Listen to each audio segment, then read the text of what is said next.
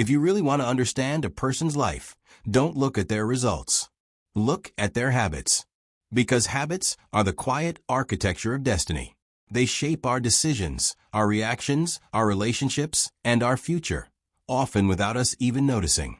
Some people move through life with clarity, confidence, and purpose, while others feel like they're drowning in stress, distraction, and unfinished intentions.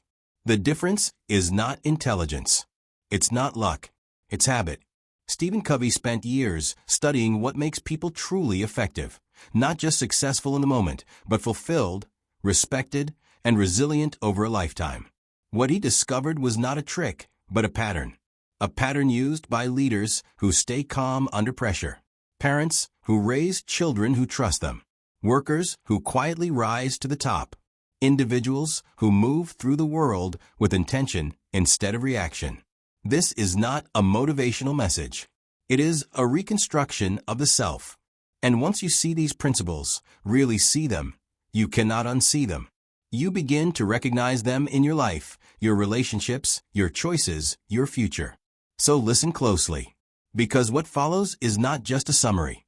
It is a mirror, one that may show you not only who you are, but who you are capable of becoming. The story begins with a familiar tension, the feeling that life is moving, yet somehow not moving forward. People are busy, exhausted even, but not fulfilled. Stephen Covey recognized that modern life was producing individuals who achieved tasks, but not meaning, who made progress, but not peace. His book did not offer hacks, shortcuts, or tricks. Instead, it offered a shift in identity, a rebuilding of how a person sees themselves and their role in the world. Because effectiveness is not about doing more, it is about becoming more. Imagine a young professional in New York City, overwhelmed by responsibilities, deadlines, and expectations. Their days are full, yet empty. Their work is productive, yet not meaningful. This is the modern struggle around the world, from Lagos to London, from Mumbai to Chicago, from Johannesburg to Seattle, a generation that is working hard but not deeply. Covey begins from this universal human conflict. We seek success, but we have been conditioned to chase the wrong version of it. True effectiveness begins from within. And so the journey of the 7 habits starts where all real transformation begins, inside the self. A person cannot influence the world until they have learned to govern their own mind, emotion, and character. Covey calls this the private victory, the strengthening of the unseen roots before the visible fruit can appear. And like a tree, the roots must grow first. So the story opens with a choice. Remain reactive to the world or become proactive, which means taking responsibility for your life instead of waiting for the world to change. Every day, each person stands at a crossroads between reaction and creation. A reactive person waits for circumstances to tell them how to feel. If the weather is bad, they are frustrated. If others do not praise them, they feel worthless. If life is stressful, they collapse. Like a leaf in the wind, they are blown in the direction of events. But the proactive person holds the weather inside themselves. The storm may rage outside, but the center remains still. They understand that responsibility is really responsibility, the ability to choose your response. Rosa Parks demonstrated this in Montgomery, Alabama, in 1955. She was outwardly quiet, physically small, yet internally unshakable. When she refused to surrender her seat, she was not reacting emotionally to injustice. She was responding deliberately to it. That small, conscious choice shifted the moral trajectory of a nation. This is the foundation of the first transformation. You cannot control everything, but you can always control who you choose to be in every moment. When a person realizes this, they stop saying, "I can't," and begin saying, "I choose." From this internal responsibility arises the second transformation, the power to envision a life that is intentionally shaped, not accidentally drifted into. Many people wake up one day realizing they have built a life they do not want, a career chosen to please family, relationships chosen out of fear, daily habits formed by convenience. But a person who is proactive begins to see their life as a house they are constructing. Before a house is built, there is a blueprint. And so, a person must create a vision, not of what society tells them success looks like, but of what their soul recognizes as meaningful. This is what it means to begin with the end in mind. Consider Oprah Winfrey. Born into poverty in Mississippi, facing hardship, abuse, and prejudice, she was not expected to become a defining cultural voice of her generation. Yet, even in childhood, she envisioned herself speaking to millions, empowering others, becoming a storyteller of human resilience. She structured her choices around a future she could see before others could. The world eventually caught up to the vision she had already accepted as true. When a person knows where they are going, distraction loses its power. The phone screen, the criticism of others, the temptations of convenience, they fade. Because the person is no longer wandering, they are moving with purpose. Once a vision is clear, the next transformation emerges naturally.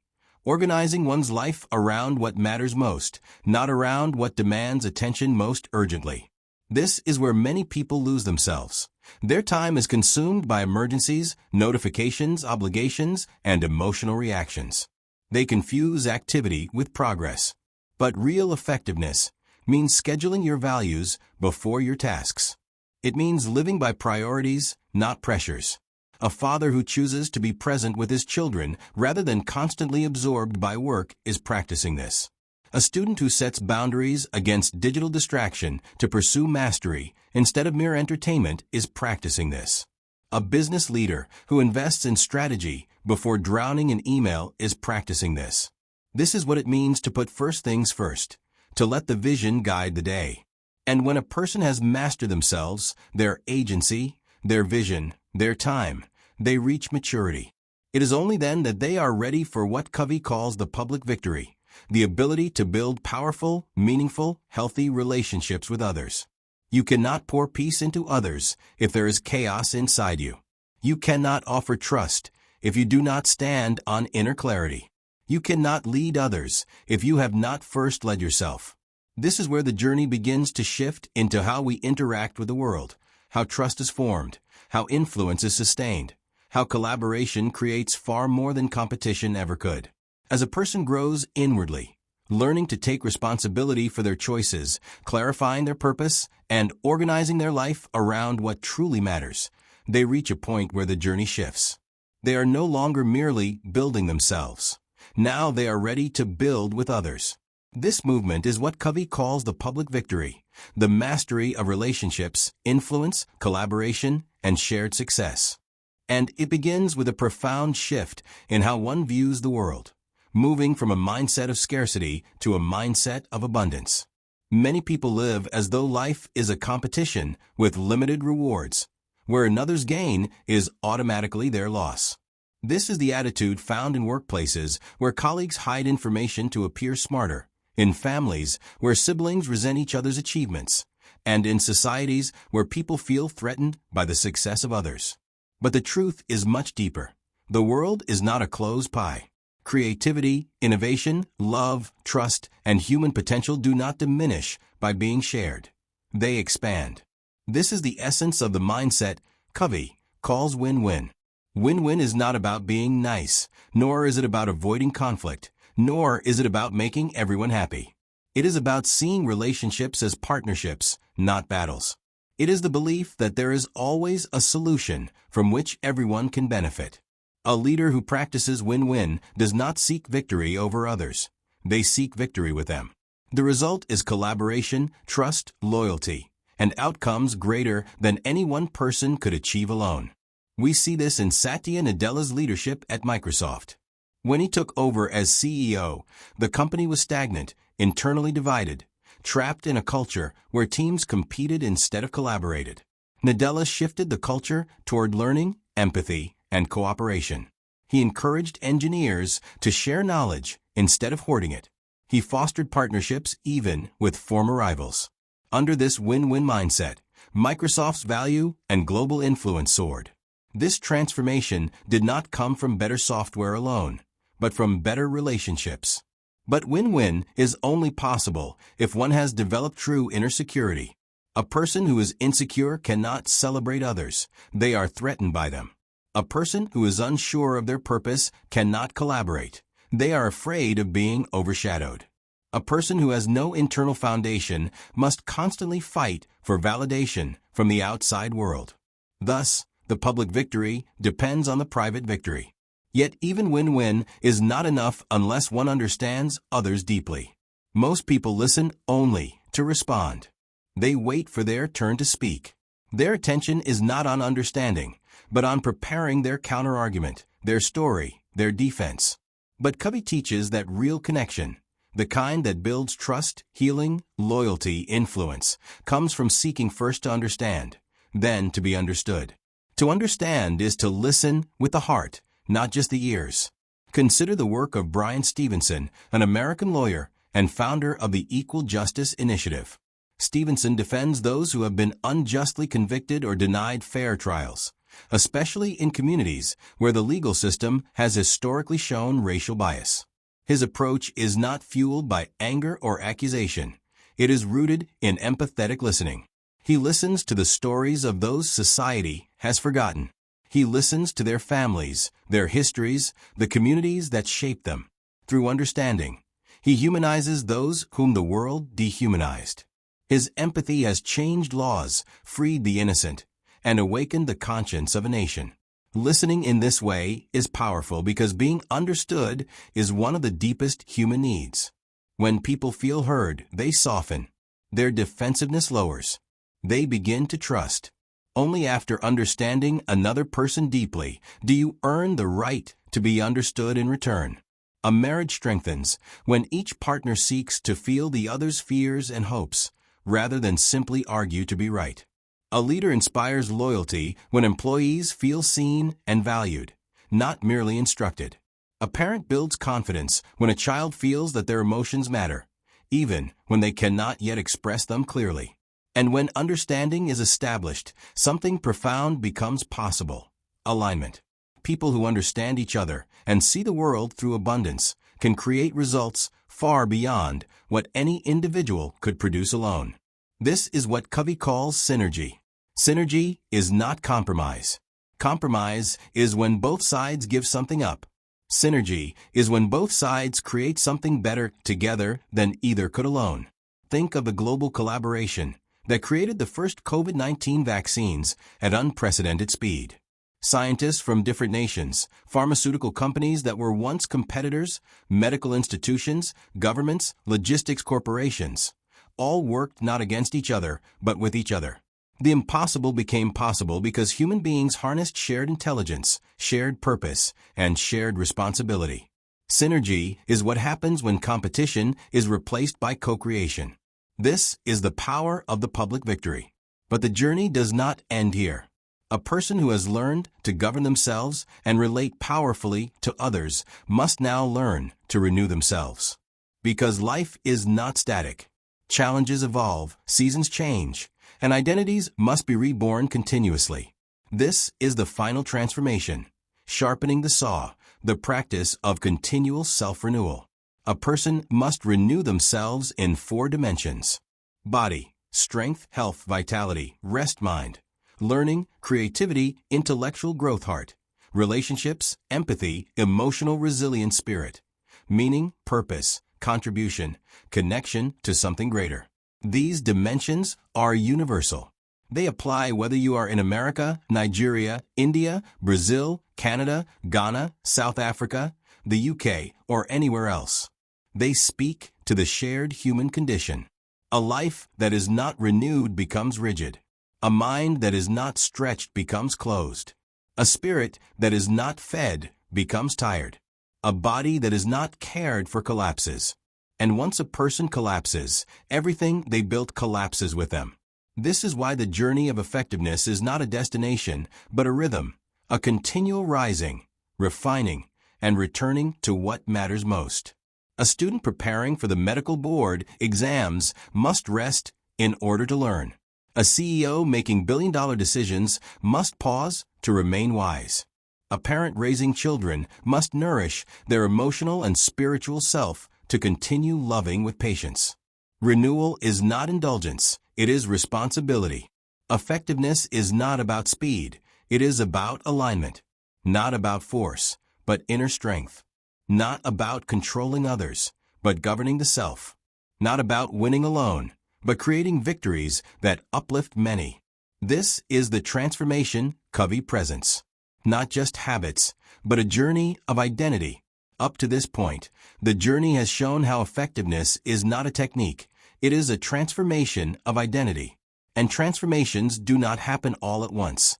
They unfold gradually, like a sunrise.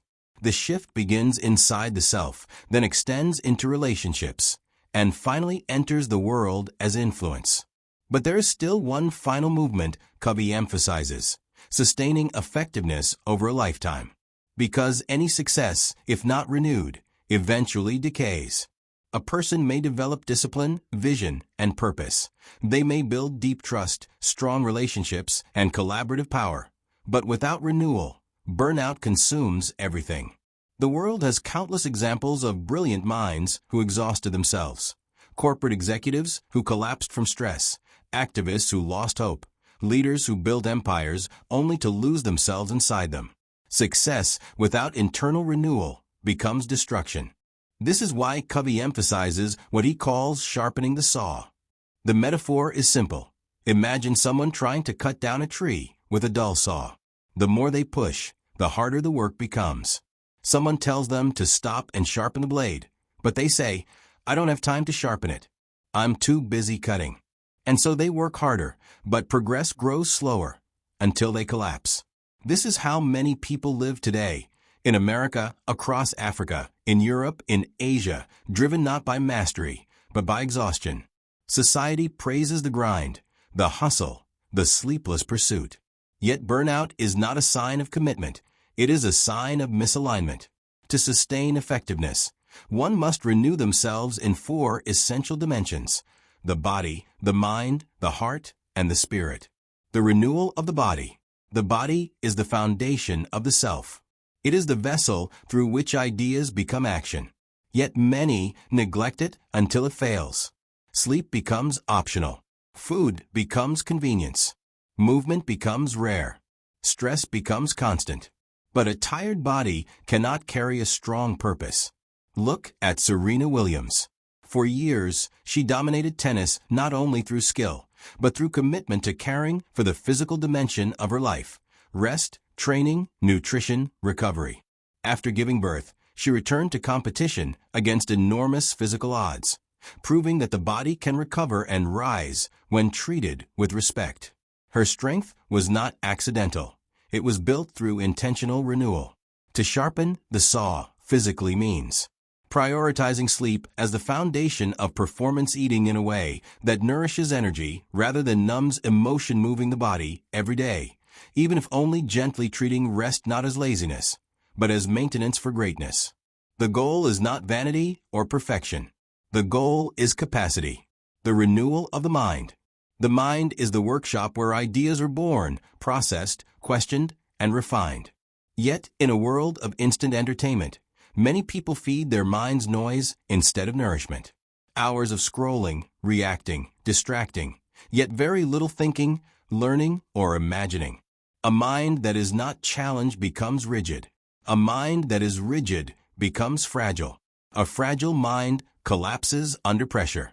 Consider Malala Yousafzai, who risked her life in Pakistan to pursue education, not simply to gain knowledge, but because mental development is a right of identity. Her advocacy for learning, even in the face of violence, shows that education strengthens the human spirit. It is not about degrees alone. It is about awakening the mind's potential. To sharpen the saw mentally means reading deeply and consistently, asking questions instead of accepting assumptions, surrounding oneself with thinkers, not gossips, learning from experience, not just information. The mind must expand continuously, or it begins to close. The renewal of the heart. The heart is the center of connection, love, empathy, trust, compassion, emotional resilience. People often grow intellectually and professionally, while their ability to relate with others remains stunted. Emotional maturity does not come automatically with age. It comes from awareness. A person who neglects the heart becomes difficult to love, difficult to trust, and difficult to follow. But those who nurture emotional capacity create relationships that endure pressure. Consider Nelson Mandela. After 27 years in prison, he emerged without hatred. He understood that reconciliation requires emotional strength far greater than anger. His ability to forgive did not erase injustice. It transformed it into healing. The world admired him not for his suffering, but for how he interpreted that suffering. To sharpen the heart means learning to listen without defending, speaking truth, without cruelty, loving, without controlling, forgiving, without forgetting lessons, building connections that strengthen, not drain. Healthy relationships are not found, they are cultivated. The renewal of the spirit. The spirit is the deepest dimension, purpose, meaning, inner peace, alignment with something greater than the self. Some call it faith. Some call it moral direction. Some call it mission. But all humans feel its absence. When the spirit is empty, even success feels hollow. Purpose gives suffering meaning, and meaning gives life strength. Look at the late Chadwick Boseman.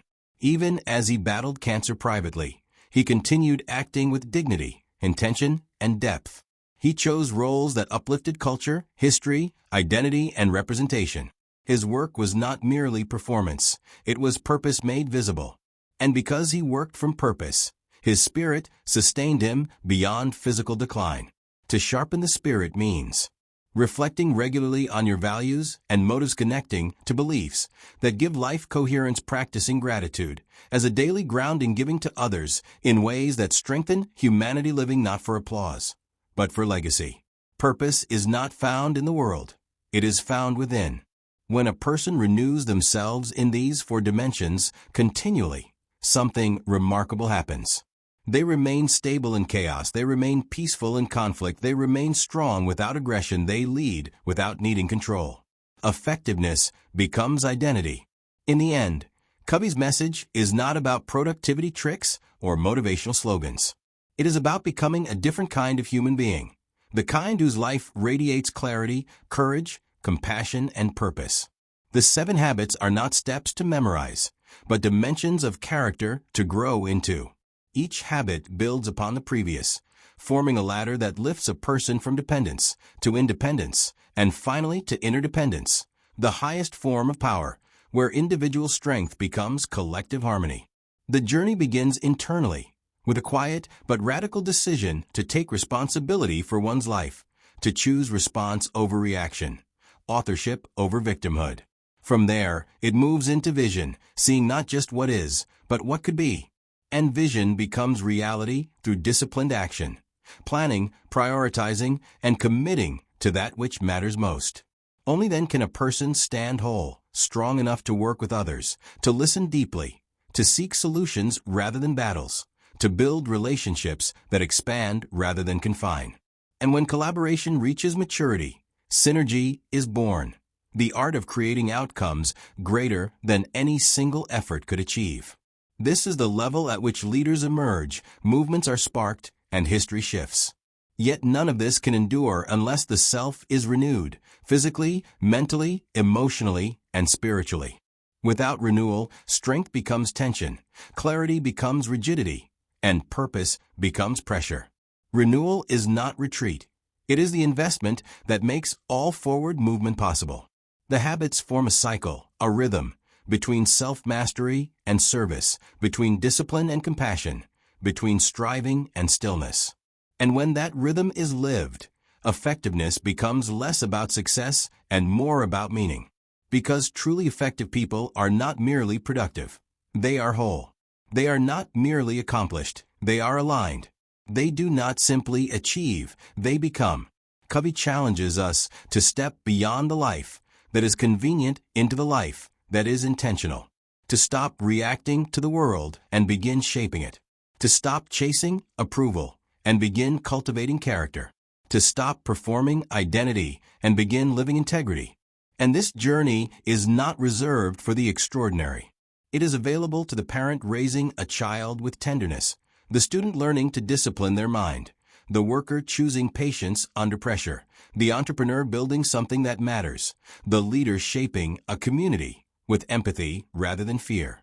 Effectiveness is not a destination. It is a way of moving through the world. So we return to where we began, not with a grand leap, but with a single decision, to be the author of one's own life, to choose growth over comfort, awareness over habit, purpose over noise. The question Covey leaves us with is not, what do you want to achieve? But rather, who do you choose to become? Because the world does not need more successful people who are empty inside. It needs whole people, grounded, creative, compassionate, and courageous. People who can build, heal, and lead. And that journey begins now. Not with force, but with awareness. Not with perfection, but with practice. One habit at a time. One day at a time. One choice at a time.